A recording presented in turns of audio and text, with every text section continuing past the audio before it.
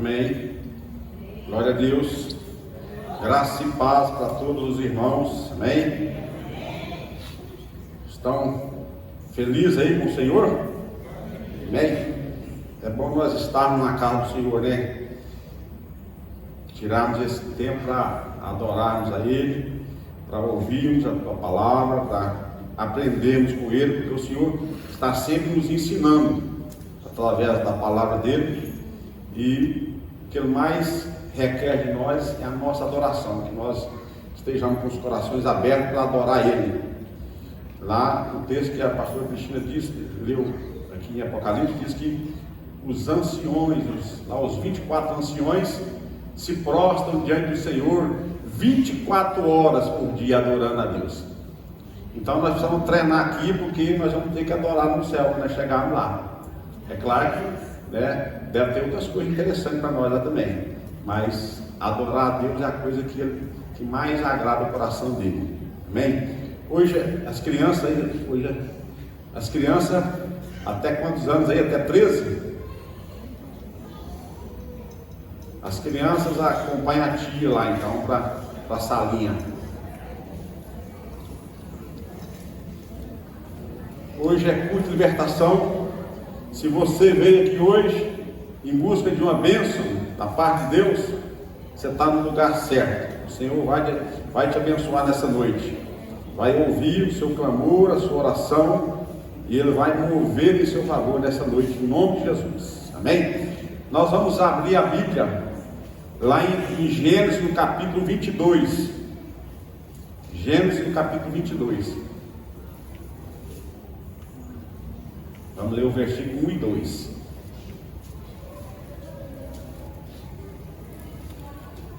Amém? Tá ali. Diz assim: depois dessas coisas, pôs Deus Abraão à prova e lhe disse: Abraão, esse lhe respondeu: eis-me aqui. Acrescentou Deus: toma teu filho, teu único filho, Isaque, a quem amas, e vai-te à terra de Moriá. Oferece-o ali em holocausto, sobre um dos montes que eu te mostrarei. Até aqui. Vamos fazer mais uma oração. Nosso Deus e eterno Pai, Deus justo, santo e poderoso, estamos aqui diante da Tua palavra, Senhor, que há de ser ministrada nessa noite. A nossa oração, o nosso pedido, que o Senhor venha falar com cada um de nós através dessa palavra. Que essa palavra traga mudança, transformações nas nossas vidas, Senhor. Que seja para nossa edificação, para o nosso aprendizagem, e para que o Teu nome seja honrado e glorificado, nós possamos aprender mais a respeito das coisas do Senhor, meu Pai. Só possa abrir o nosso entendimento, para que nós venhamos entender o que vai ser dito aqui nessa noite. Oramos também, repreendemos todo mal, toda a presença maligna nesse lugar, que se porventura algum demônio entrou nesse lugar, eu amarro e eu neutralizo todo o poder dele agora, em nome de Jesus. Todo espírito humano, espírito familiar, de macumbeiro, feiticeiro, seja nesse momento repreendido, que os teus anjos possam remover esse espírito humano, levar para onde o Senhor vem determinar, mas que a presença do Senhor encontre liberdade nesse lugar para se mover, os teus anjos encontrem liberdade para se mover nesse lugar, e que seja feito tudo que foi programado pelo Senhor para esta noite, para acontecer nessa noite. Que assim seja, para a honra e glória do Teu nome, nós oramos e agradecemos ao Senhor. Amém. Glória a Deus. Então, hoje nós vamos falar de um assunto que eu até citei no último culto de libertação, que eu traria esse assunto hoje, que é sobre o templo de Jerusalém. Nós falamos da última vez sobre a segunda vinda do Senhor Jesus, e que o terceiro templo de Israel deveria ser construído para que o Senhor viesse, para que se manifestasse no final da tribulação, para que o povo pudesse adorar a Deus ali no templo durante 7 anos, né? E depois, no final desses 7 anos, o Senhor viria. E hoje eu vou falar sobre o templo de Jerusalém, né? O templo lá de Israel. E para nós falarmos desse assunto aqui, nós precisamos voltar um pouco lá no passado para conhecer um pouquinho da história. Lá no tempo de Abraão, nós vimos um trecho aqui de Abraão, mas antes de ele passar por essa situação aqui, de Deus provar ele pedindo o seu filho Isaac como sacrifício, Deus chamou ele lá atrás, no capítulo 12 de Gênesis, fala do chamado de Deus. Deus chamou Abraão e falou assim: sai da tua terra, do meio da tua parentela e vai para um lugar que eu te mostrarei. E ele disse ainda: de ti eu farei uma grande nação, eu vou abençoar os que te abençoarem e vou amaldiçoar os que te amaldiçoarem. E assim Abraão obedeceu. Abraão saiu da terra dele. Olha só, Abraão, ele era filho de Terá. Terá era um homem rico lá em Ur dos Caldeus. Era um homem rico, ou seja, Abraão era filho de um homem rico. Então ele era herdeiro das bênçãos, da riqueza do seu pai, e ele vivia uma vida tranquila ali. Ele não precisava se preocupar financeiramente, ele não tinha nenhum problema. O problema financeiro é o problema que a maioria das pessoas enfrenta nos dias de hoje, naquele tempo também. Mas ele não tinha esse problema. E Deus chama ele e fala: vai para um lugar que eu vou te mostrar. Agora imagina, ele com uma vida confortável, uma vida financeira confortável, tinha sua família, tinha seus pais, seus parentes, tudo morando ali. E Deus fala para ele: sai daí, vai para um lugar que eu vou te mostrar. E eu fico imaginando, se nos dias de hoje Deus fizesse esse pedido para nós. Nós estamos vivendo aqui em Anápolis, uma vida tranquila também, né? Com os nossos parentes, temos nosso emprego, temos, né, nossa renda, tem um carro, tem a sua casa de morar, e Deus fala assim: ó, sai aqui de Anápolis e vai para um lugar que eu vou te mostrar. Desce aqui para o rumo de Goiás, Tocantins, lá para o Pará, eu vou te mostrar um lugar para você ficar. Será que nós teríamos a mesma atitude de Abraão, de obedecer a esse chamado dele? É uma coisa para a gente refletir nessa noite. Abraão, ele não mediu as consequências, ele obedeceu a Deus, ele saiu dali e foi. E ele chegou na terra de Canaã. O destino que Deus tinha para ele era a terra de Canaã. E ali na terra de Canaã ele fixou morada. E Deus ali prometeu para ele dar um filho também, o filho da promessa. Quando ele chegou na terra de Canaã, ele estava com 75 anos de idade. A sua esposa também já era idosa, a Sara, ela tinha 65 anos, e ele esperou 25 anos para que Deus cumprisse a promessa desse filho. Então Abraão veio ter o filho, porque ele já estava com 100 anos de idade, e a sua esposa tinha 90 anos. O filho tanto esperado, que Sara era estéril até então. Aí ela se engravidou, e ela com 90 anos teve esse filho. E a Bíblia diz que, aqui no texto que nós lemos no capítulo 22, que Deus prova Abraão, pedindo ele que sacrificasse o seu filho lá no Monte Moriá. Agora imagina, esperar um filho durante 25 anos, na sua velhice, aquele filho cresceu. A Bíblia diz que aquele jovem foi com Abraão para o sacrifício, quando Deus falou para ele levar o filho e sacrificar. E agora imagina, um homem que espera um filho durante 25 anos, na sua velhice, e Deus fala para ele: vai lá e sacrifica ele lá no Monte Moriá. Sacrifício a mim, eu quero ver se você me obedece mesmo. E Abraão foi para sacrificar o filho. Só que na hora H, Deus falou: não, agora eu sei que você me obedece. O texto seguindo aqui, não lemos tudo porque é cumprido, mas nós conhecemos mais ou menos a história. Deus falou para ele: agora eu sei que você me obedece, você não me negou o seu único filho. E aqui a gente vê a história de Isaac, né, o filho de Abraão, que foi levado para sacrificar. A história dele é mais ou menos parecida com a de Jesus, porque ele levou a lenha dele nas costas para o seu sacrifício. Jesus levou a cruz nas costas para ser sacrificado. Só que Jesus, a diferença é que Jesus foi crucificado ali, foi sacrificado ali por nós. Isaac, Deus não permitiu. Então, se nós observar, Abraão, ele representa Deus, Isaac representa Jesus, e Rebeca, a mãe de Isaac, representa a igreja. É mais ou menos por aí. E alguns historiadores dizem que Isaac, nessa época que ele foi levado para ser sacrificado, ele tinha 12 anos, outros dizem que ele tinha 20. outros dizem que ele tinha 25 anos, 33 anos, mas não importa, a Bíblia não relata. Nos filmes que a gente assiste aí, Isaac é um adolescente, um pré-adolescente ali, com 12 anos mais ou menos, mas a gente não sabe, aqui a Bíblia não fala a idade dele. Agora, o que nós temos que entender aqui, que foi lá nesse Monte Moriá, o lugar que Deus pediu para que Abraão sacrificasse o seu filho, no Monte Moriá. Então vamos guardar bem isso aí. E por volta do ano 1000 a.C., Davi se torna rei de Israel.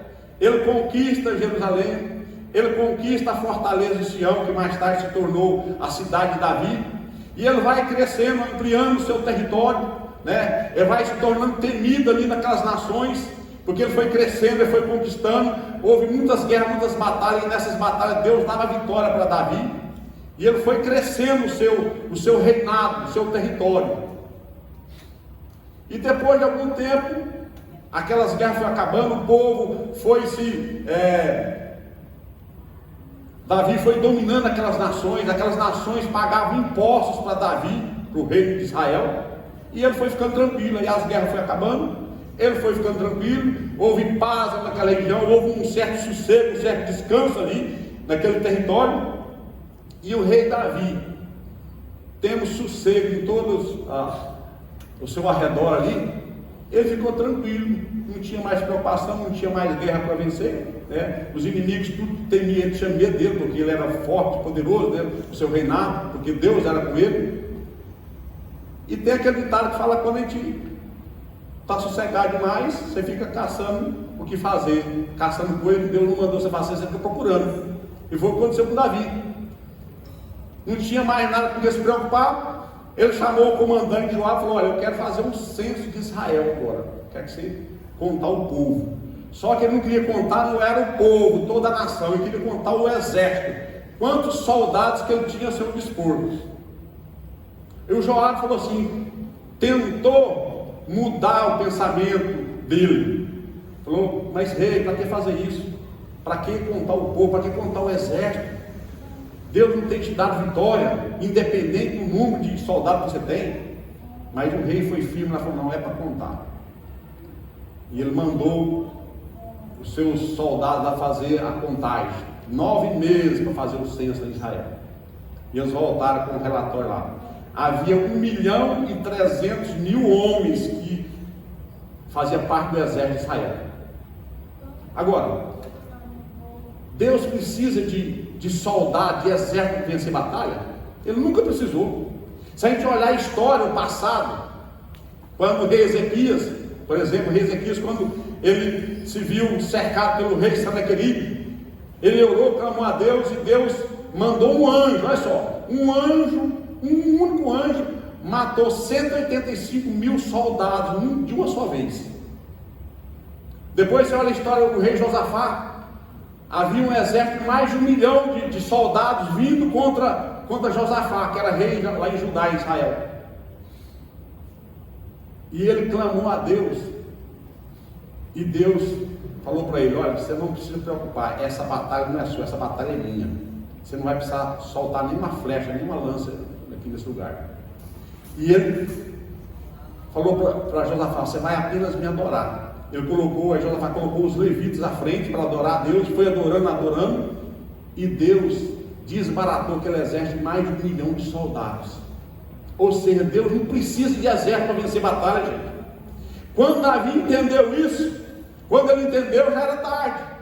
Ele se arrependeu, ele viu o erro que ele cometeu, ele se arrependeu do mal que ele tinha feito. Mas só a ira de Deus já estava sobre ele, já não tinha mais como voltar atrás. Aí o que Deus fez?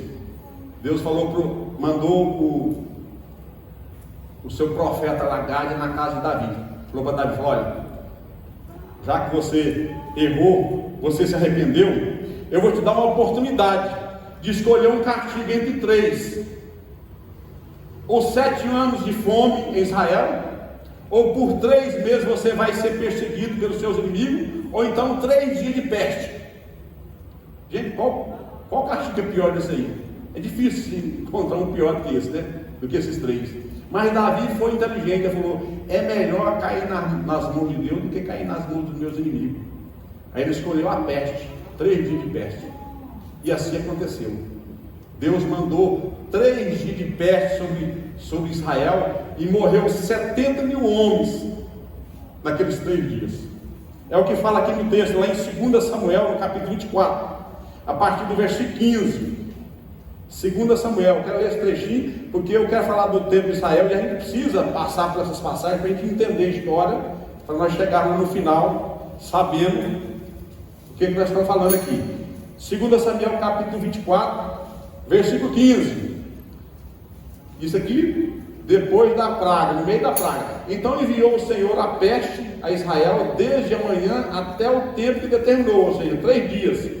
E de Dan até Berseba morreram 70 mil homens do povo. Estendendo, pois, o anjo do Senhor a mão sobre Jerusalém para destruir, arrependeu-se o Senhor do mal e disse ao anjo que fazia destruição entre o povo: basta, retira a mão. O anjo estava junto à eira de Araúna, o Jebuseu.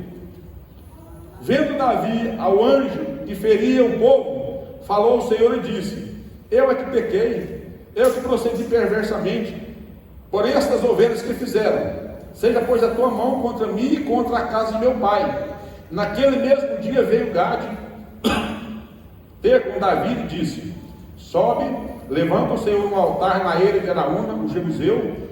Davi subiu segundo a palavra de Gade, como o Senhor lhe havia ordenado. Olhou Araúna do alto, e vendo que vinha para ele o rei e os seus homens, saiu e se inclinou diante do rei com o rosto em terra, e perguntou: por que veio o rei meu senhor ao seu servo? Respondeu Davi: para comprar de ti esta eira, a fim de edificar nela um altar ao Senhor, para que cesse a praga de sobre o povo. Então disse Araúna a Davi: tome e ofereça o rei meu senhor o que bem lhe parecer. Eis aí os bois para o holocausto e os trilhos, e a aparelhagem dos bois para a lenha. Tudo isso, ó rei, Araúna oferece ao rei, e ajuntou: que o Senhor teu Deus te seja propício. Porém o rei disse a Araúna: não, mas tu comprarei pelo devido preço, porque não oferecerei ao Senhor meu Deus holocausto que não me custem nada. Assim Davi comprou a eira e pelos bois pagou 50 ciclos de prata. Edificou ali Davi ao Senhor um altar e apresentou holocaustos e ofertas pacíficas. Assim o Senhor se tornou favorável para com a terra, e a praga cessou de sobre Israel. Então, nós vimos lá atrás que Abraão, aonde é que Deus pediu para ele sacrificar o seu filho Isaque? No Monte Moriá. Aqui Davi compra o que? A eira de Araúna. Esses 2 lugares é a mesma coisa, é o mesmo lugar. A eira de Araúna e o Monte Moriá é o mesmo lugar. Agora, anos depois que Davi compra essa eira, ele tenta construir um templo para o Senhor, mas Deus fala para ele: não, você não vai construir, quem vai construir é o seu filho Salomão. Ele que vai, quando você morrer, que ele te suceder, ele vai construir esse templo. E assim aconteceu. Anos depois, Davi morre e Salomão assume o trono, aí ele vai construir o templo de Israel. No ano de 957 a.C., o rei Salomão então constrói o templo de Israel. Aonde que ele constrói esse templo? No pico do Monte Moriá, ou na eira de Araúna, ou na eira de Ornã, que também é a mesma coisa. Vamos ver 2 Crônicas, capítulo 3, versículo 1, que fala dessa construção também. 2 Crônicas, capítulo 3, versículo 1. Fala assim: começou Salomão a edificar a casa do Senhor, ou seja, o templo, em Jerusalém, no Monte Moriá, onde o Senhor aparecera a Davi, seu pai, lugar que Davi tinha designado na eira de Ornã, o Jebuseu. Então, Davi tinha comprado essa eira de Ornã, ou a eira do Jebuseu, para que nela fosse construído o templo do Senhor. Foi ali que Davi ordenou que Salomão construísse aquele templo. Agora, os rabinos, eles dizem que esse Monte Moriá é o monte aonde o mundo foi fundado, o Monte Moriá. E eles dizem também que Israel é o centro do mundo. Jerusalém é o centro de Israel. E o monte do templo é o centro de Jerusalém. E o Santo dos Santos é o centro do universo. Vai só. Aquele lugar, no Monte Moriá, ou na Ilha de Araúna, é o centro do universo, porque ali foi construído o templo. Lá no Santo dos Santos, que é o lugar da presença de Deus, onde ficava a arca, é o lugar mais importante para o judeu. Então, o Monte Moriá, o templo, para o judeu, é o mais sagrado para eles, é o templo. Eles consideram o lugar mais sagrado para eles. Mas só para lembrar um pouquinho, lá no passado, quando Deus falou para Moisés, Moisés tirou o povo lá do Egito, conduzindo para a terra prometida. Ele andou 40 anos no deserto com esse povo. E Deus falou para ele para construir um tabernáculo. Eu até queria que o Renan, se puder, colocar a foto do tabernáculo, só para a gente entender. Antigamente, então, lá no Antigo Testamento, no tempo de Moisés, não havia templo. O templo era um tabernáculo, que era construído, de madeira, de lona, e eles montavam as tendas. Então, quando o povo estava andando, ali, dá para ver ali, quando o povo estava andando pelo deserto, às vezes paravam para ficar ali 30, 60 dias parado, eles armavam aquele tabernáculo lá, cercavam ele, faziam de lona ali, as madeiras, ali na entrada ali é o átrio, depois o lugar santo, e lá dentro o Santo dos Santos. É o lugar onde ficava a Arca da Aliança. Então, era dessa forma o templo lá no Antigo Testamento, na época de Moisés. Ele era um templo móvel, que ele era montado e desmontado. Quando o povo saía para caminhar, eles desmontavam o templo, o tabernáculo. E quando eles paravam novamente, eles montavam aquele tabernáculo. Imagina 40 anos, montando e desmontando o tabernáculo. Mas quando chegou lá em Israel, na Terra Santa, aí Deus deu ordem para Salomão construir o templo, e assim foi feito. Agora, o rei Salomão, ele constrói esse primeiro templo, então, que foi chamado também de o Templo de Salomão. Mas lá no ano 586 a.C., o que acontece? O rei Nabucodonosor destrói o templo de Israel pela primeira vez. Um templo que o povo ia lá para adorar, para fazer seus sacrifícios de animais ali, para pedir perdão para Deus. Aquele templo foi destruído pelo rei Nabucodonosor 586 anos antes de Cristo vir aqui na terra. E o rei Nabucodonosor roubou, levou todos os utensílios do templo, levou toda a riqueza, o ouro, a prata, tudo que havia lá em Jerusalém, levou para a Babilônia. E levou também cativo o povo, levou para o cativeiro. E eles ficaram no cativeiro durante 70 anos. O povo judeu ficou no cativeiro da Babilônia 70 anos. Depois desses 70 anos, Deus levantou um homem chamado Ciro, que era rei. Ele dominou sobre a Babilônia, venceu o exército babilônico, dominou ali, e ele libertou o povo de Israel, os judeus, para voltar para a sua terra. E ali eles reconstruíram o templo novamente, reconstruíram os muros, e voltaram a adorar a Deus ali naquele lugar. Agora, o templo, no ano 20 a.C., veio o rei Herodes e deu uma ampliada no templo. O templo já tinha sido reconstruído pelos judeus. No ano 20 a.C., Herodes, o grande, ele vem e dá mais uma ampliada. Diz a Bíblia que ele deu uma planada no lugar onde era o templo. Ele aumentou, ampliou aquele lugar e fez mais algumas reformas. Era um templo, eles falam que o templo mais bonito que existia em Israel foi esse que Herodes reformou e ampliou. Herodes, ele era edomita. Os historiadores dizem que ele era filho de... Os seus avós, aliás, eram edomitas, e eles se converteram ao judaísmo. E Herodes, então, foi convidado por Roma para governar ali na Judéia, onde ele governou durante muitos anos. E ele era um grande construtor, um grande planejador.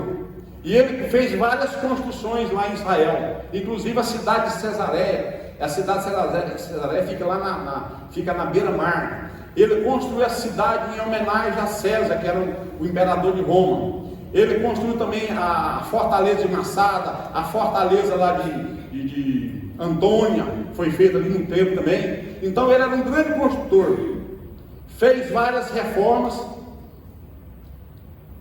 Só que o povo não gostava dele, ele era odiado pelo povo, é igual esse governo nós também, era odiado pelo povo. Mas ele era um grande construtor, ele fez grandes coisas lá em Israel. E quando chega no ano 70 depois de Cristo, aí vem o imperador Tito e destrói o templo de Israel pela segunda vez. Destruiu o templo, no ano 70 depois de Cristo. E o povo é espalhado, os judeus são espalhados pela terra. E eles só voltam a Israel no ano de 1948, né, quando foi decretado o Estado de Israel. Eles voltaram para Israel novamente. Agora, depois de tudo isso, o templo é destruído no ano 70, no ano de 638 depois de Cristo, os muçulmanos conquistam Jerusalém e constroem a cúpula dourada, ou o domo da rocha. Eu queria que o Renan também colocasse a foto ali para nós. O domo dourado ou a cúpula dourada. E aonde que eles constroem? Em cima do pico do Monte Moriá. Eles constroem lá, aquela dourada lá. Ali é o seguinte, ali era onde era o Santo dos Santos. O templo era ali onde está a cúpula dourada, era onde era a rocha do pico do Monte Moriá, aonde Isaac foi sacrificado, né, foi levado para ser sacrificado, e aonde Salomão construiu o templo. Agora, para construir o terceiro templo, era necessário destruir aquele domo da rocha. Mas se destruir aquilo lá, vai acontecer a terceira guerra mundial, porque é um lugar sagrado para os muçulmanos. Existem 3 lugares sagrados para os muçulmanos. O primeiro é Meca, o segundo é Medina e o terceiro é esse domo da rocha. Então, eles consideram isso aí como um lugar sagrado para eles. E para os judeus, o templo é o lugar mais sagrado para eles. Agora, por que eles construíram esse domo da rocha em cima do pico do Monte Moriá? Porque na época das cruzadas, eles iam lá, soldados, eles pegavam pedaços de rocha ali, levava, que arrancava ali do Monte Moriá e levava para os seus países lá, e ali eles vendiam aquilo ali para penitência, né, para fazer sacrifício, para vender aquelas coisas, como algumas igrejas fazem ali, ó. Tem gente que vai lá em Israel, pega a água lá do Rio Jordão, traz para cá e leva na sua igreja lá e vende como água benta, água, né, para curar. Eu não estou dizendo que é errado você trazer lá e usar aquela água para abençoar as pessoas, mas vender água, porque falar que é santo, vender para ter lucro. Quando eu fui a Israel, eu trouxe a água lá do Rio Jordão. Até uma vez usei aqui para ungir as pessoas aqui, mas não compramos nada de ninguém, gente. O erro aqui não é você trazer a água, algum objeto de lá, não. O erro é a pessoa querer negociar, fazer comércio daquele objeto de lá, principalmente lá do Monte Moriá. Então, por isso, os muçulmanos vão e constroem esse domo da rocha lá em cima, para poder não ser mais arrancado aquelas rochas lá do Monte Moriá. Os 3 lugares, então, nós falamos, é Meca, Medina e o domo da rocha, para os muçulmanos. E o templo, para os judeus, é o lugar mais sagrado. Mas como lá em Israel hoje não tem um templo, a única coisa que sobrou lá no templo, depois que foi destruído no ano 70, depois de Cristo, foi o Muro das Lamentações, que está lá até hoje. Coloca outra foto para nós aí. Depois a gente vai voltar nessa aí, eu quero mostrar outra coisa ali. Olha lá, onde as pessoas estão ali, está vendo aquele monte lá, aquela paredona lá? Ali é o Muro das Lamentações. A única coisa que sobrou do templo de Israel, da época de Jesus, foi aquele muro lá. Eu estive lá, eu pus minhas mãos lá, orei, coloquei até foto, coloquei pedidos que a igreja pediu para colocar lá, nós oramos e colocamos lá nas festinhas do Muro das Lamentações. Então, é ali que o povo vai para adorar a Deus. Eles me contaram uma história lá uma vez, que o judeu, ele tem um compromisso de não deixar esse lugar vazio. Sempre tem alguém naquele muro ali orando a Deus. É o lugar que eles adoram a Deus, é ali hoje, porque lá não tem mais tempo. Então, aconteceu um dia que eles deu uma chuva muito forte lá em Jerusalém, e o judeu pensou assim, nossa, hoje eu vou lá, e chovendo na hora, né? Eu vou lá para o o Muro das Lamentações e orar, porque às vezes com essa chuva ninguém vai, então eu vou para lá, que lá não pode ficar sozinho. O outro pensou do mesmo jeito, outro pensou do mesmo jeito. Quando ele chegou lá, tinha uma multidão lá adorando a Deus lá, porque o judeu tem um compromisso, é o lugar mais sagrado para eles. Então, a gente precisa entender essas coisas, porque Deus, ele permite certas situações, como destruir o templo, porque o povo estava em pecado, o povo estava rebelde com Deus. Deus permite certas coisas acontecer com o povo, aconteceu com o povo de Israel, acontece com a gente, quando a gente desobedece, quando a gente entra em rebeldia contra Deus, aí muitas coisas ruins acontecem na vida da gente. Agora, no ano de 1967, foi feito um acordo entre Israel e os muçulmanos, e esse acordo estabelece que aquele local ali, ó, o Monte Moriá, a esplanada do templo, pertence a Israel, mas o domínio religioso, o direito de orar naquele lugar, pertence somente aos muçulmanos. Olha só, o local pertence a Israel, de direito, mas o direito de orar naquele lugar, de entrar e sair naquele lugar, só pertence aos muçulmanos. Os muçulmanos podem ir lá naquele lugar, no Dom da Rocha, qualquer hora do dia e da noite, qualquer dia eles podem entrar lá. Os judeus só podem entrar no horário determinado e eles não têm direito de orar naquele lugar. Aí as restrições que há em cima deles, né? Agora, a cidade de Jerusalém, nesses 4.000 anos, né, ela fez história. A história de Jerusalém já existe há 4.000 anos, mais ou menos. E as muralhas, elas foram construídas pelos jebuseus há 3.800 anos atrás, até o dia que Davi foi lá e conquistou a cidade, né, dos jebuseus, que hoje é Jerusalém. E as muralhas, elas têm 4 quilômetros de comprimento, 12 metros de altura e 2,5 metros de largura. As muralhas lá do templo, né, do antigo, né, porque hoje eles fizeram, no Dom da Rocha ali, eles fizeram as muralhas lá em volta, mas não é aquelas que do tempo de Jesus, porque aquela lá foi destruída. E Jerusalém, nesses 4.000 anos, ela foi atacada 52 vezes, gente. Olha só, é a cidade mais perseguida da terra, a cidade de Jerusalém. E a cidade só não sumiu do mapa, porque é a cidade do grande rei, é a cidade do nosso Jesus. E Jesus tem um cuidado especial sobre Jerusalém, sobre aquele povo. Por isso que eles ainda não foram destruídos. E nela, lá em Jerusalém, Jesus vai voltar e lá. A Bíblia diz que ele vai colocar os seus pés lá no Monte das Oliveiras. O monte vai se fender em dois. E hoje, os 3 montes mais importantes judeus é o Monte Moriá, o Monte Sião e o Monte das Oliveiras. E os judeus também aguardam a construção desse terceiro templo.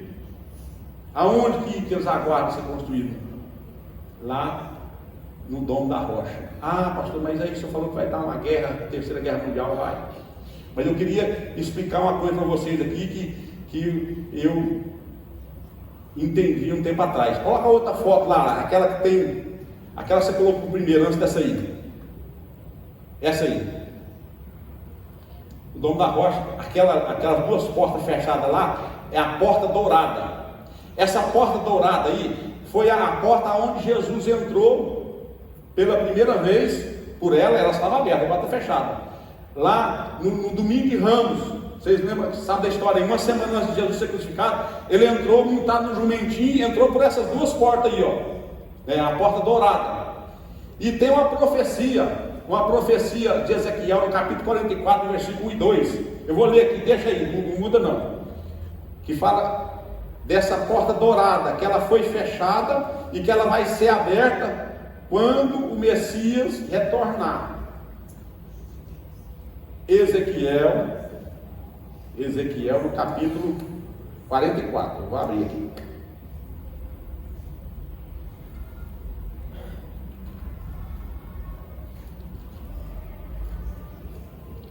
Ezequiel capítulo 44, versículo 1 e 2, fala assim: então o homem fez voltar para o caminho da porta exterior do santuário, que olha para o oriente, a qual estava fechada.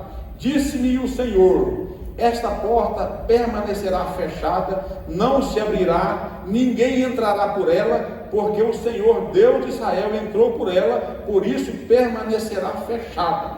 Então, essas duas portas aí, quando Jesus entrou por ela, montado naquele jumentinho, no domingo de Ramos, essa porta, depois disso, Jesus foi crucificado, e essa porta foi fechada. E o judeu, ele sabe que nessa profecia que fala que o Messias voltaria, quando ele voltasse, ele ia entrar por ela. Os judeus, sabendo dessa profecia, o que eles fizeram? Construíram um cemitério na frente dessa porta. Tem um cemitério muçulmano que foi construído bem na frente, porque eles sabem, o muçulmano sabe que o judeu, ele não pisa em lugar impuro. O judeu não pisa num cemitério. Então ele pensou, se eu construir um cemitério lá, aí a profecia não vai se cumprir, né? Porque o judeu não entra, não pisa no cemitério. Só que Jesus, ele vai vir espírito, a Nova Jerusalém, ela não vai ser Jerusalém feita de barro, não, de pedra, não.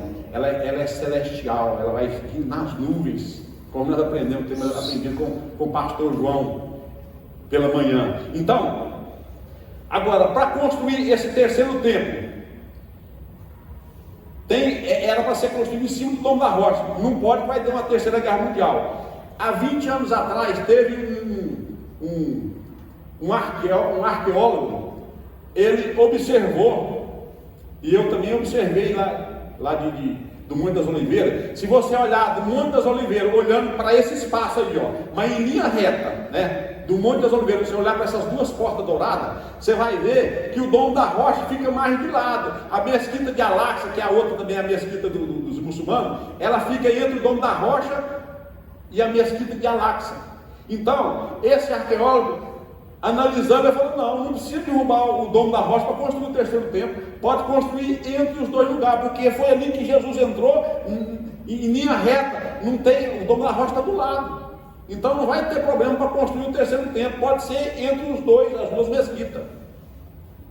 Então, quando aconteceu o acordo de paz, quando o anticristo fizer um acordo de paz com Israel por 7 anos, como diz lá em Daniel, no capítulo 9, versículo 7, esse acordo de paz é por 7 anos, depois de 3 anos, na metade desse tempo, ele vai quebrar o acordo de paz, vai vir a desolação, ali em Israel, ele vai fazer sacrifício de porcos ali, vai ser quebrado aí, a história já contamos no mês passado.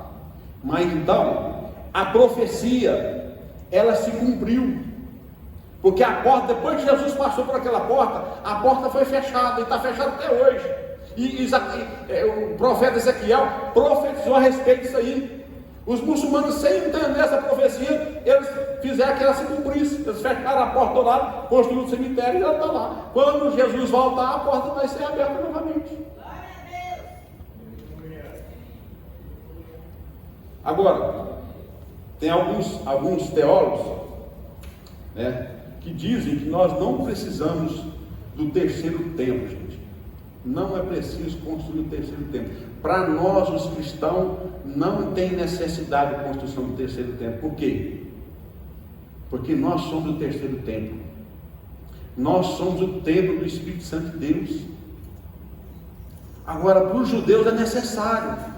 Para se cumprir as profecias, para se cumprir o livro de Apocalipse, que fala da tribulação que vai acontecer naqueles dias, os 7 anos de tribulação, para eles que estão esperando o Messias até hoje, para o judeu, é necessário construir o terceiro templo, para que todas as profecias se cumpram, para que Jesus volte, para que a igreja seja arrebatada, para que aconteça a grande tribulação na terra, que vai acontecer, nós vamos estar lá no céu. Agora, para nós que somos cristãos, para que tempo? O terceiro tempo. O terceiro tempo para quê? Para voltar aos sacrifícios de animais, as coisas que aconteciam lá no Antigo Testamento, na época de Moisés, quando tinha o templo lá, eles adoravam, eles faziam sacrifício de animais ali, derramavam sangue para perdão dos pecados.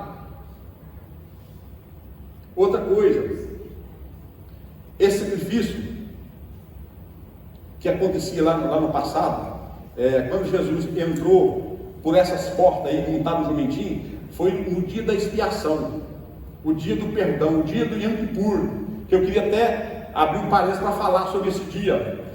Esse dia da expiação, que Deus ordenou para Moisés que fizesse lá no início, lá no deserto. Deus ordenou que tivesse aquele dia de expiação, o dia do perdão, o dia que o judeu reserva, todo ano ele reserva esse dia para poder pedir perdão pelos seus pecados, para poder ficar na presença de Deus durante 24 horas, jejuando e orando a Deus.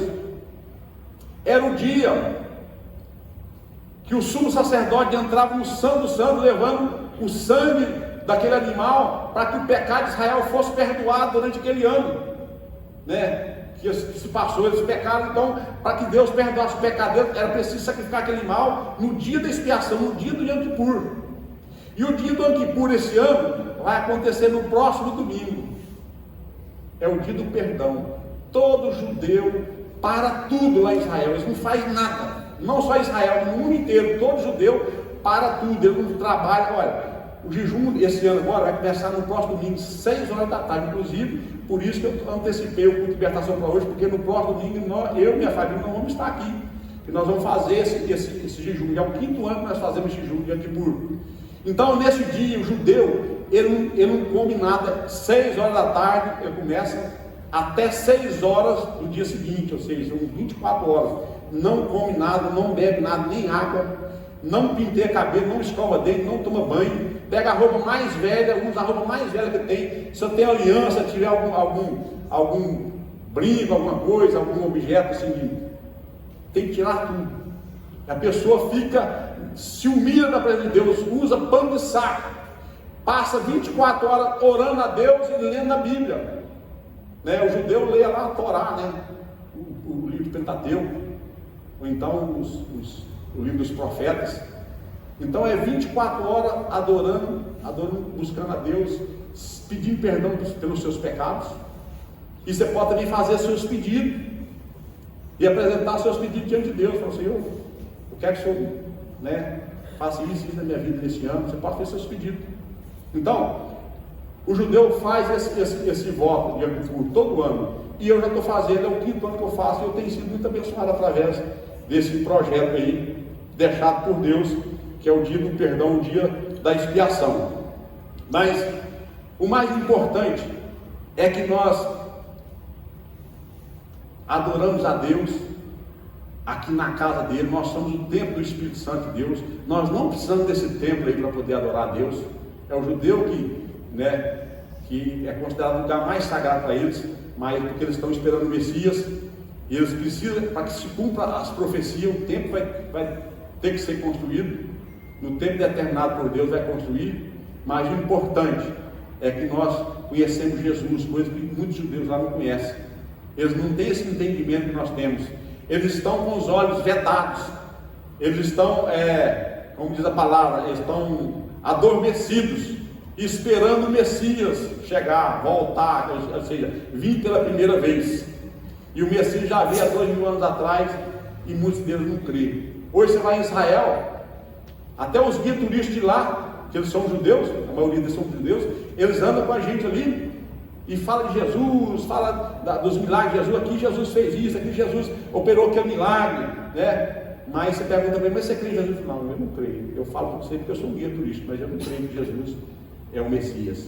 Ele foi um profeta que existiu lá no passado, mas ele não é o Messias que nós estamos esperando, não. Nós ainda estamos aguardando a vinda dele. Eles, porque estão esperando o Messias até hoje, Deus endureceu o coração deles, porque eles sacrificaram, eles mataram Jesus há 2000 anos atrás, e por causa disso Deus endureceu o coração deles, para que a salvação chegasse até nós, os gentios. Então, nós somos beneficiados pelo endurecimento do coração dos judeus, porque eles estão esperando o Messias, mas para nós o Messias já chegou, e ele habita em nós, na presença do Espírito Santo. Então nós somos privilegiados, mas vai chegar um dia que os olhos espirituais deles vão ser abertos, né? E eles vão entender que o Messias já veio 2000 anos atrás, que eles, né, crucificaram esse Messias, e eles vão abrir o coração, vão aceitar, e vai espalhar o Evangelho por todo mundo. O próprio judeu vai espalhar o Evangelho, o cristianismo no mundo inteiro. Aí sim Jesus volta e busca a igreja, busca os judeus e aqueles que estiveram naquele tempo lá. Bem? Então, eu queria que vocês entendessem isso aí, ó. Esse lugar onde foi construído a Cuca Dourada, é o Monte Moriá, aonde Deus pediu para Abraão sacrificar o seu filho Isaque. E é também a Eira de Araúna. A Eira de Araúna foi Davi que comprou aquele lugar de Araúna, né? Anos depois. E depois o seu filho Salomão construiu um templo naquele lugar. Hoje só tem o Muro das Lamentações, que está na outra foto lá. O único local que sobrou para o judeu lá do antigo templo é o Muro das Lamentações, que é o lugar mais sagrado para os judeus. Amém? Deu para entender? Beleza aí? Amém? Glória a Deus.